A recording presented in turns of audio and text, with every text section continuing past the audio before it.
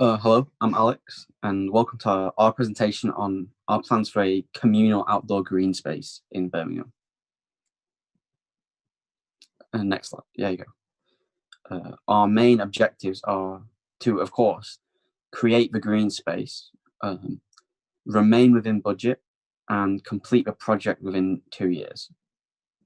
It's vital that we fulfill these objectives so that we can satisfy stakeholders and complete the project within our limitations. The scope of the project is obviously wide. A significant amount of planning is required.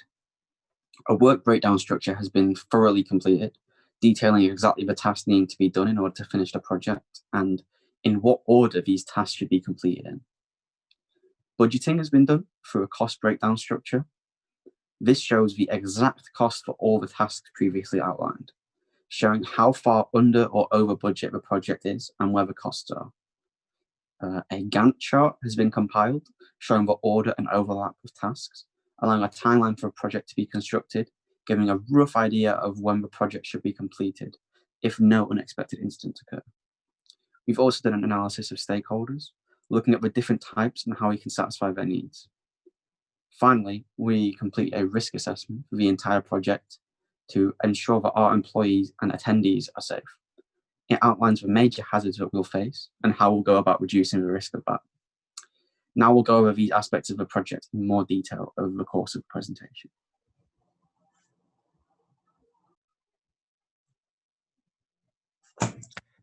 Hi, my name's Hasnain, and this is the task list view of the work breakdown structure. As you can see, the first task is the market research, where we'd be asking both the local community and government what they would like from the communal green space. Once we have spoken to them, we would implement those desires by first evaluating the pros and cons of what has been asked and creating designs based around what the local community and government are asking for. Once this has been done, we can look towards selecting a final design and then start looking towards the development of the actual green space by first contacting service providers.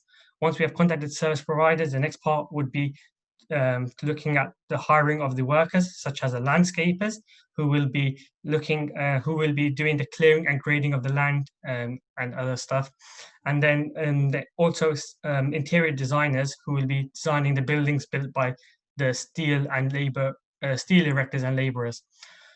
The next task would be looking at the maintenance of the communal green space, where we would hire security officers and gardeners so that the green space is ready for the official opening, where we would invite the local representatives and the media outlets to document the special occasion. Next slide, please. Here we have the Gantt chart, where, as you can see, the first few months would be the market research and design. We do this so we can make sure we know exactly what is required from this project. Once we have done this, the majority of the project, the whole project, will be looking at the hiring of the workers, which would take roughly 1.5 years. As you can see, towards the end, we have an overlap of tasks where we'll be looking to invite people a few months beforehand, just so that they can be ready for the opening.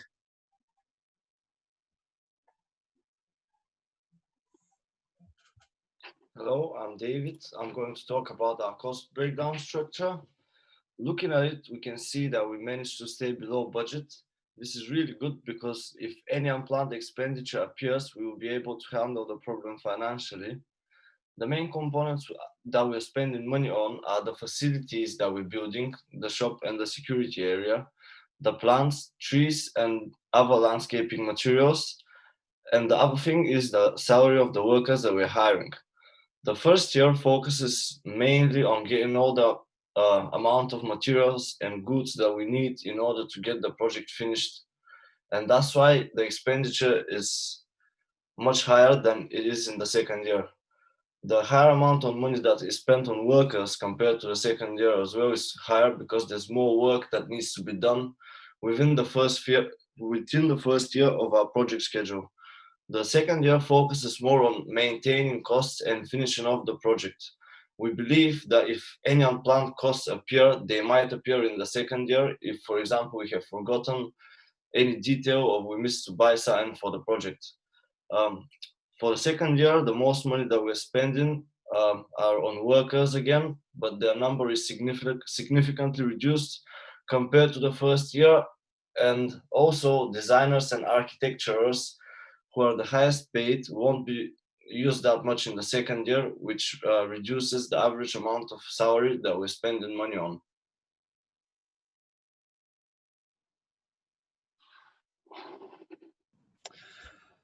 Hi, I'm Joe, and I'm going to be talking about the stakeholder analysis. The first part of this is identifying the different types of stakeholder.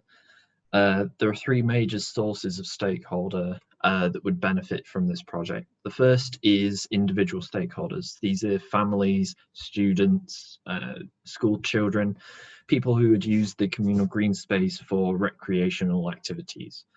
The second major source of stakeholder is small organizations like small businesses that are near the area of this communal green space. These would benefit from the individual stakeholders being around the communal green space and shopping at the small businesses. The third major source of stakeholder is the large organizations. These are the people who would benefit from the creation of the communal green space, and they are the ones funding the project in the first place. The second part is analyzing the power and interest of each of these different types of stakeholder. So in terms of power, how much they can influence the project and improve or change the project to certain degrees. And for interest, it's how interested they are in seeing that the project is completed. The next two sections are very similar, and they are the planning and management of stakeholders.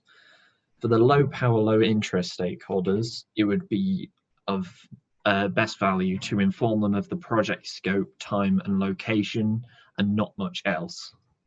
For the high power, low interest stakeholders, we would try and keep them informed by using survey reports on a semi-regular basis. For the low power, high interest stakeholders, we would inform them of the project and ask them for any feedback and improvements that they might have. But for the high power, high interest stakeholders, we would try and keep them informed on a regular basis about progress and extra costs, should there be any.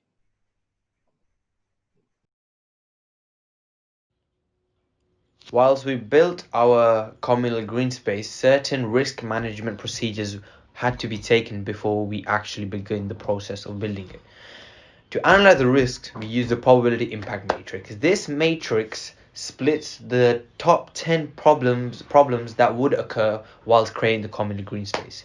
Now, I have listed them down below on the left side, and the diagram on the right represents the problems on the impact and the probability on the business. First of all, health and safety. Health and safety is very important for employees, as they really want to be in a safe environment where they can work efficiently and better, allowing the business to grow further. Thus, we have placed health and safety risk at a probability of low that it would occur, health and safety issue, and the impact of very high, as a high health and safety risk can cause media to enter, causing damage in the disruption of the business. Then we move on to inadequate training. Inadequate training, we placed it in the middle of probability and impact very low, because in order for us to actually create a efficient green space, we must have very high skilled employees.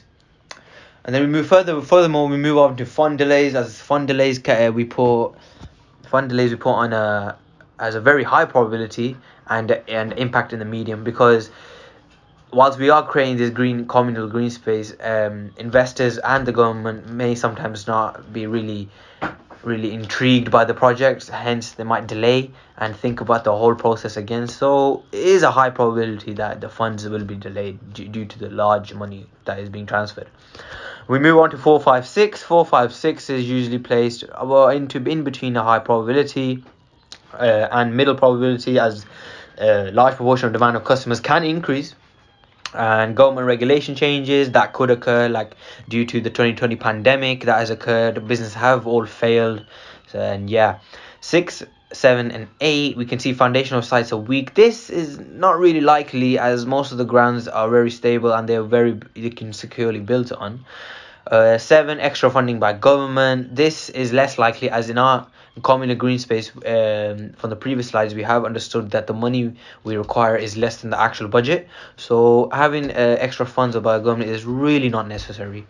If you move on to project as a whole finishing early, that falls into a low probability, and the impact is low as well, as it really doesn't matter when the project finishes, but as it is a common green space, everyone can use it. I mean, it does affect certain businesses such as bus lanes or etc., as some roads have to be closed sometimes. Economic downturn, that is a very I would say, low probability of occurring. But then again, 2020 was a major disaster as well, and impact is high, of course, because economic downturn, employees become more expensive to hire, businesses expensive increase, etc., etc.